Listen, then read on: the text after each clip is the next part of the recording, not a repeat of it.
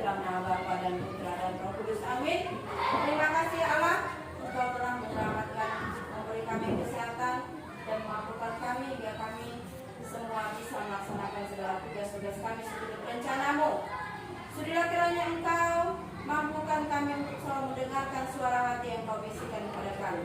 Semoga dengan pelajaran hari ini tentang hati nurani, kami semakin peka akan hati nurani kami yang Kau bisikan kepada kami, sehingga mampukan kami untuk bertindak seturut kehendak kini dan sepanjang masa. Amin. Karena Bapa dan Putra dan Roh Kudus. Amin. Sehat semuanya? Sehat. Absen dulu ya. Hadir semua? Hadir. Hadir semua? Hadir. Kalau hadir semua berarti ibu kita sebutkan satu persatu ya. Hari ini kita belajar tentang hati nurani. Berbicara tentang hati, pernah kalian mendengar kata hati? Pernah? Pernah melihat hati? Nanti didapat oleh kalian setelah belajar hati nurani, tentunya kalian bisa menceritakan pengalaman dalam mengambil setiap keputusan yang sulit. Lalu kemudian kalian mampu untuk menjelaskan pengertian dari hati nurani itu sendiri. Setelah itu kalian bisa memberikan contoh-contoh usaha untuk mempertajamkan hati nurani itu dengan cara bagaimana. Lalu kemudian semua itu ditunjukkan dengan perbuatan yang sesuai dengan hati nurani. Itu artinya kita melihat ke belakang. Sedangkan yang prospektif itu berarti kita melihat ke depan. Ya. Jadi hati nurani itu ada 3 macam, yaitu segi waktu. Segi waktu itu dia akan bertindak sebelum dan pada saat suatu tindakan itu dibuat. Itu dari segi waktu hati nurani. Sedangkan dari segi benar tidaknya, hati nurani itu benar jika kata hati yang kita gunakan itu sesuai. Tetapi hati nurani itu akan salah dan menjadi ragu-ragu, atau yang disebut dengan pasti tidaknya. Itu kalau yang pasti itu berarti yang kita lakukan dengan benar, dan yang ragu atau yang hati nurani yang keliru itu berarti kita salah dalam mengambil tindakan. Nah, itu disebut dengan segi pasti tidaknya. Jadi segi pasti tidaknya itu ada pasti dan ada kelirunya ya. Jadi dari segi-segi hati nurani itu ada 3 bagian: segi waktu, segi benar tidaknya, dan segi pasti tidaknya. Ya. Lanjut. Menurut pandangan gereja, ada yang bawa Alkitab? Nggak ada. Menurut pandangan gereja, menurut Santo Paulus, dalam diri setiap orang itu ada 2 hukum yang saling bertentangan, yaitu hukum Allah dan hukum dosa. Hukum Allah itu apa? Hukum Allah itu berarti di mana kita bisa mendengarkan suara hati yang Allah bisikan kepada kita. Sedangkan hukum dosa itu adalah di mana kita lebih mendengarkan suara iblis. Sedangkan dalam Kisah Para Rasul bab 24 ayat 16, jadi dalam Alkitab itu juga ada, yang berbunyi apa? Sebab itu aku berusaha untuk hidup dengan hati nurani yang murni di hadapan Allah dan manusia. Ya.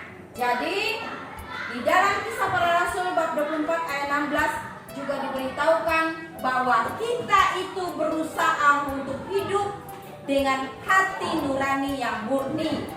Murni itu yang seperti apa? Murni itu berarti yang suci, bersih, tidak ternoda oleh segala perbuatan buruk. Paham sampai di sini? Paham?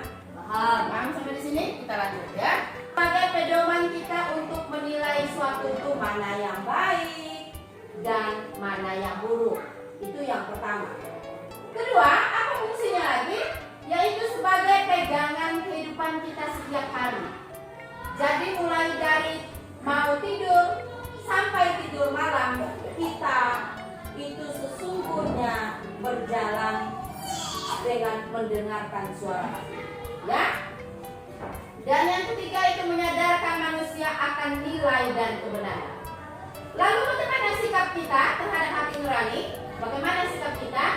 Kita harus menghormati setiap suara hati yang keluar dari dalam diri kita. Yang kedua, kita harus mendengarkan dengan cermat isi hati nurani. Lalu kemudian kita mempertimbangkan secara matang. Secara matang itu berarti secara dalam, mudah dipikir secara mendalam, ya. Lalu ini ada kasus hakim yang tergiur suap. Ini karena hati nurani yang keliru, ya. Cerita di sini adalah ada seorang hakim yang jujur, lalu ketika mau pensiun, ia ditawari dengan sejumlah besar uang. Dan jika ia mau untuk membebaskan tahanan, ya memang pada waktu itu memang dia yang mengurusinya. Dan apa yang terjadi? Dia akhirnya memutuskan untuk menerima uang itu karena memang pada saat itu ia sangat membutuhkan uang itu.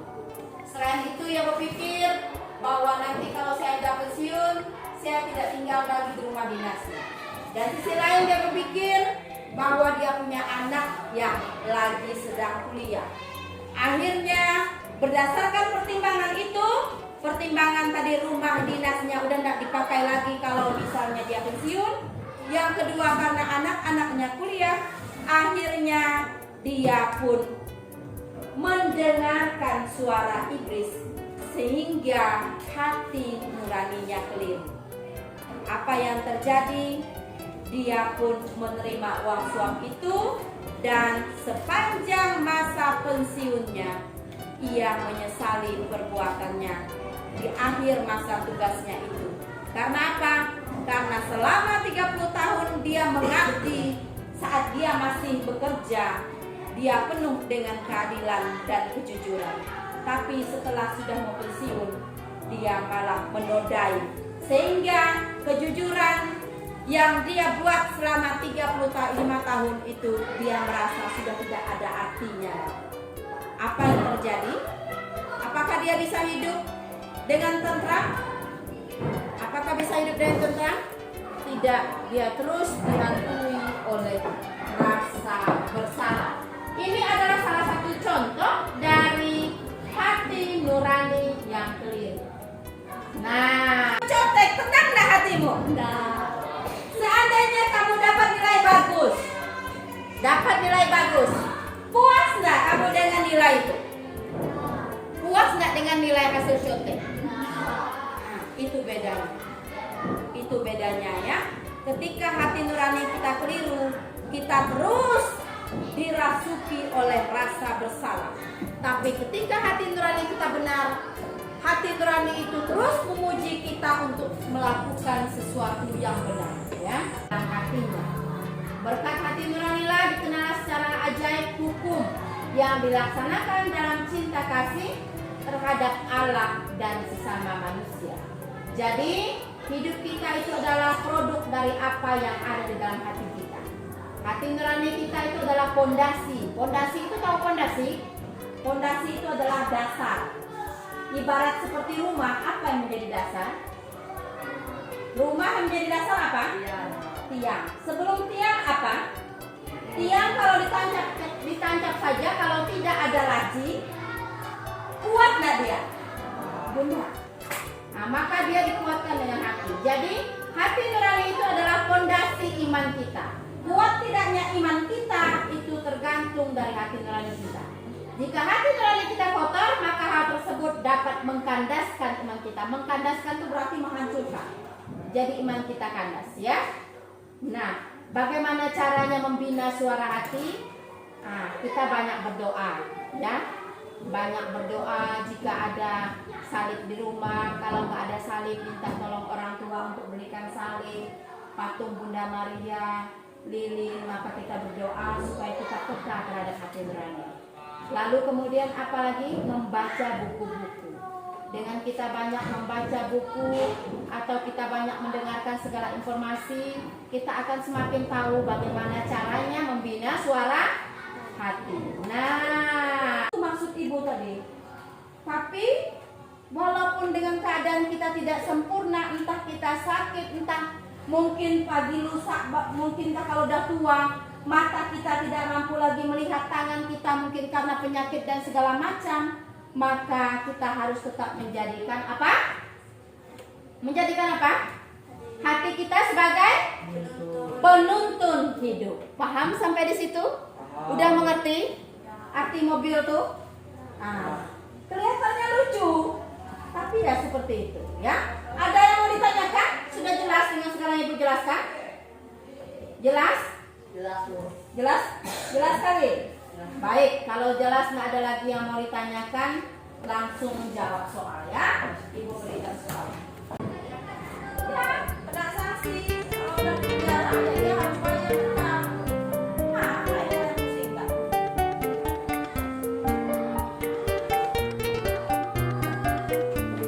Ya, bukan?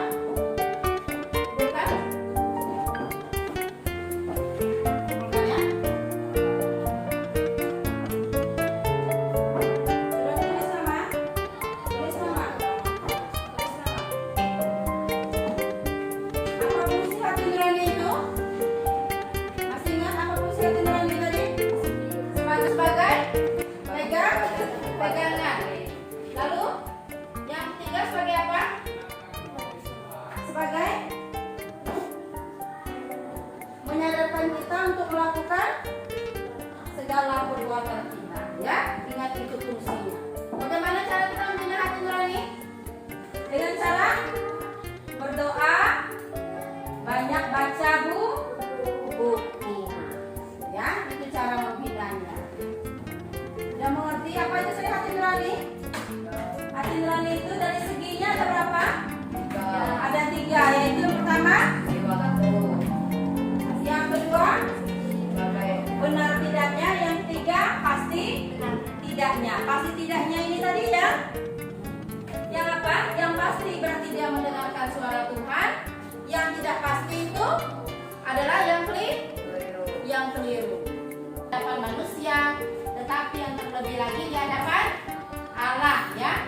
Di hadapan Allah. Ingat menurut Santo Paulus, hati nurani di dalam diri kita ada 2 hukum yang saling bertentangan. Hukum Allah itu menyuruh kita untuk berbuat baik, sedangkan hukum dosa itu menyuruh kita untuk mengkhianati siapa? Mengkhianati Allah ya. Jadi cukup sampai di sini dulu perjumpaan kita tentang hati nurani ya. Terima kasih Tuhan Yesus. Terima kasih Tuhan Yesus. Amin. Nama Bapa dan Putra dan Roh Kudus. Siap, hormat, salam, siap, Guru. Selamat siang. siap, tak, Salam. hebat. Sampai jumpa lagi di minggu berikutnya.